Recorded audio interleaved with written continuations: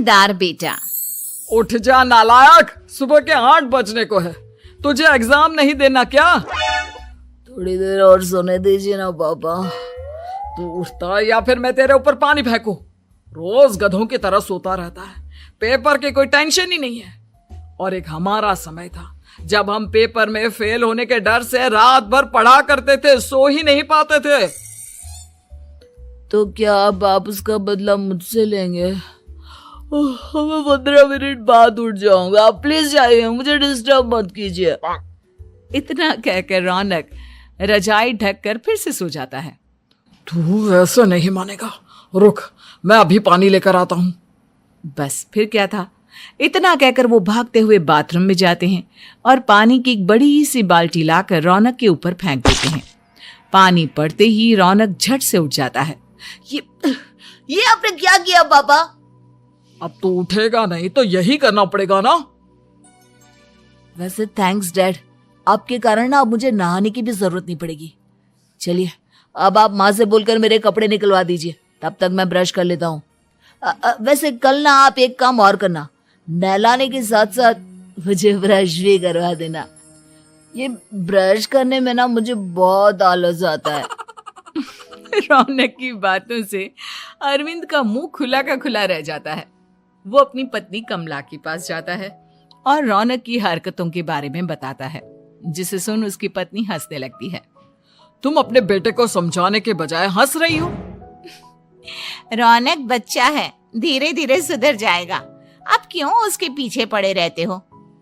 अभी नहीं सुधरेगा तो कब सुधरेगा? 10वीं क्लास में है रौनक, वो अब कोई बच्चा नहीं रहा। अरविंद की इतना बोलते ही वहां रौनक भी आ जाता है।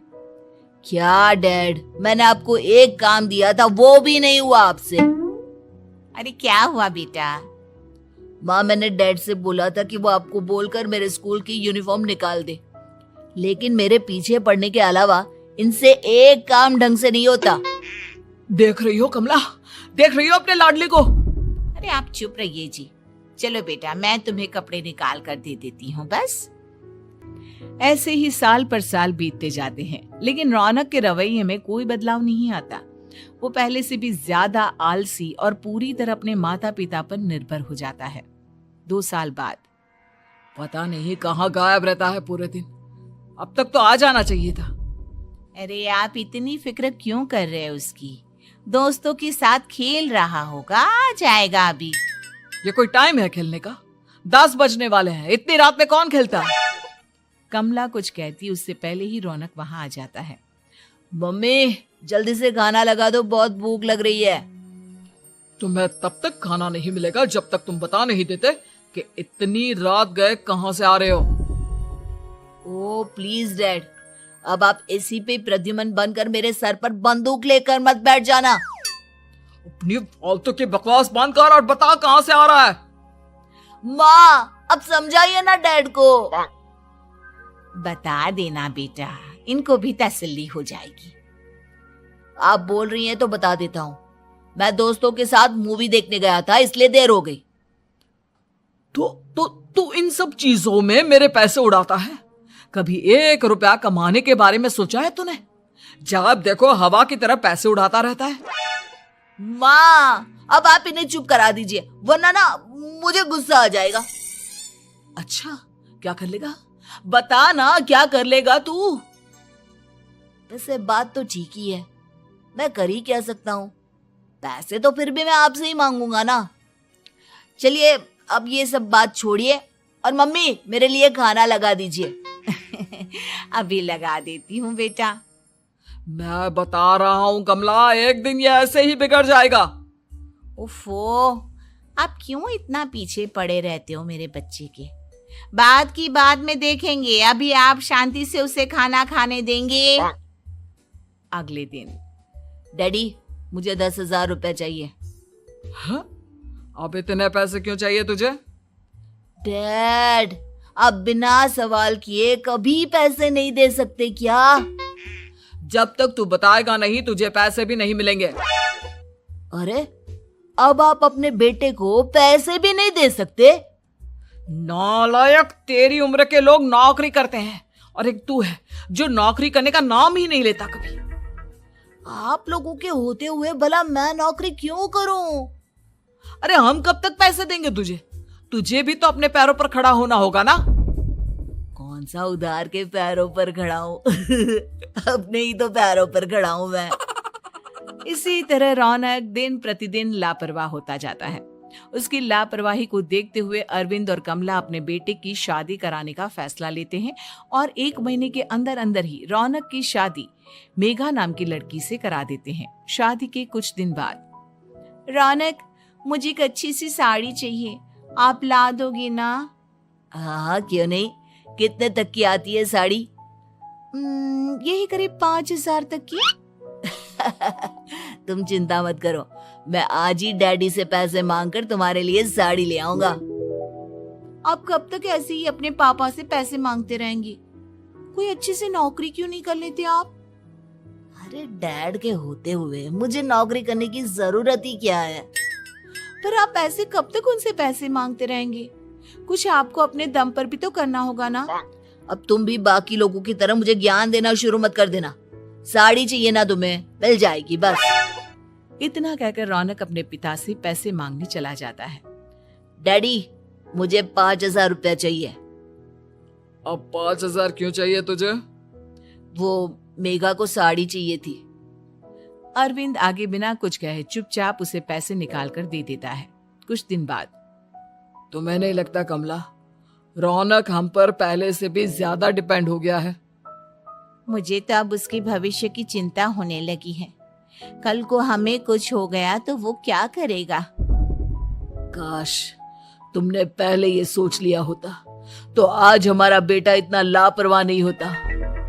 तब मुझे कहाँ पता था कि मेरा लाड प्यार उसे इतना बिगाड़ देगा कि वो इस हद तक लापरवाह बन जाएगा। कोई बात नहीं, अभी भी देर नहीं हुई। मुझे पता है उसे कैसे सुधारा जा सकता है। कैसे? अरविंद कुछ कहता उससे पहले रौनक वहां आ जाता है और पैसों के लिए हाथ फैलाने लगता है। डैड, मैं और मेघा बाहर घूमने जाना चाहते हैं। अरे वाह, ये आज सूरज कहाँ से निकला है? Dad please. अच्छा चलो अब मुद्दे की बात करो। मुझे अब 25,000 चाहिए। अब तुम्हें 1 रुपया भी नहीं मिलने वाला। अगर तुम्हें पैसों की इतनी ही जरूरत है तो कोई ढंग की नौकरी कर लो। मम्मी, आप कुछ कहिए ना डैड को। बेटा, वो गलत क्या बोल रहे हैं? ये सब हम तेरे भले के लिए ही तो कर रहे हैं। मम्मा, मैंने बताया ना आपको, मुझे नहीं करनी कोई जॉब वॉब। तो ठीक है, निकल जाओ हमारे घर से। तुम्हारे जैसे लोगों के लिए मैंने ये घर खड़ा नहीं किया है। जितना ये घर आपका है ना, उतना ही मेरा भी है। मैं कहीं नहीं जाने वाला। जाना तो पड़ेगा ही तुझे, क्योंकि अब मैं तेरा कोई भी खर्चा नहीं उठाने वाला। ठीक है, मत उठाइए मेरा खर्चा, मैं अपने दम पर भी जी सकता हूँ। तो बेशर्मों की तरह अब तक यहाँ क्यों खड़ा है? अपना सामान ले और निकल जाए यहाँ से। रौनक पैर पटकते हुए वहां से चला जाता है। घर से निकालना जरूरी है क्या उसे? बिना पैसों के कौन रखेगा उसे किराए पर? अगर उसका भविष्य सुधारना है तो हमें अपने दिल पर पत्थर रखकर ये कदम उठाना ही होगा। दोनों बात कर रहे होते हैं कि रौनक अपनी पत्नी के साथ एक बड़ा सा बैग लेकर घर से निकल जाता है, लेकिन घर से बाहर उसे कोई भी मुफ्त में अपने घर किराए पर नहीं रखता। अंत में थक हार कर वो फिर से अपने घर चला जाता है। क्या हुआ? थोड़ी देर पहले तो दहाड़ते हुए घर से निकला था, अब क्या हुआ? नहीं रखा ना किसी ने तुझे किराए पर? डैड प्लीज, मैं कुछ दिनों में कोई अच्छी सी नौकरी शुरू कर दूंगा। आप तब तक तो हमें रख लीजिए प्लीज। सुबह से रात हो चुकी है लेकिन कोई हमें रखने को राजी नहीं है। अब आप ही बताइए, इतनी रात को मैं मेघा को लेकर कहाँ जाऊंगा? ठीक है ठीक है, बहू की वजह से मैं तुझे घर पर रख रहा हूँ, लेकिन तू इस घर में एक बेटे की नहीं बल्कि एक किराएदार की हैसियत से रहेगा। 3 महीने है तेरे पास। इन 3 महीनों के अंदर अंदर मुझे तेरी पहली तनख्वाह हाथ में चाहिए, समझ गया? पक्का डैड, इन 3 महीनों के अंदर अंदर तो कोई बढ़िया सी नौकरी ढूंढ ही लूंगा मैं। ऐसे ही धीरे धीरे समय बीतने लगता है और अरविंद के दिए 3 महीनों में से 2 महीने बीत चुके होते हैं। पापा जी ने हमें 3 महीने दिए थे, जिसमें से 2 महीने तो बीत चुके हैं। अब ये आखिरी महीना बचा है। अरे तुम चिंता मत करो, आज मेरा ना 2 जगह इंटरव्यू है, दोनों में से कहीं ना कहीं तो जॉब लग ही जाएगी। अच्छा, all the best. Raunak interview के लिए निकल जाता है, जिसके बाद शाम में रौनक घर आता है। कैसा गया इंटरव्यू? आपकी नौकरी लगी या नहीं? अरे पहले सांस तो ले लेने दो अच्छे से। बताइए ना, मुझसे तो जरा भी इंतजार नहीं हो रहा है। वो दरअसल बात यह है कि मेरी नौकरी तो लग चुकी है, लेकिन पैसे बहुत कम है। कितने पैसे हैं? 15,000। इतने में अरविंद और कमला मिठाई का डिब्बा लेकर आ जाते हैं। बधाई हो बेटा। हम जानते थे तेरी जॉब जरूर लगेगी। लेकिन मेरी सैलरी बहुत कम है मम्मा। कम है तो क्या हुआ, धीरे धीरे बढ़ जाएगी। हाँ बेटा, हम तो बस चाहते थे कि तू अपने पैरों पर खड़ा हो जाए। मतलब अब आप मुझे घर से नहीं निकालेंगे? नहीं, ये सब हमने तुझे जिम्मेदार इंसान बनाने के लिए किया था। Thank you mummy papa. अगर आप दोनों ऐसा नहीं करते तो मुझे कभी अपनी जिम्मेदारियों का एहसास तक नहीं होता। आज आपने मुझे सिखा दिया कि इंसान का अपने पैरों पर खड़ा होना भी जरूरी होता है। इतना कहकर रौनक झट से अपने माता पिता के गले लग जाता है और अपनी कमाई की पहली तनख्वाह वो अपने माता पिता के हाथ में सौंपता है। इस तरह रौनक एक गैर जिम्मेदार व्यक्ति से एक जिम्मेदार व्यक्ति बन जाता है।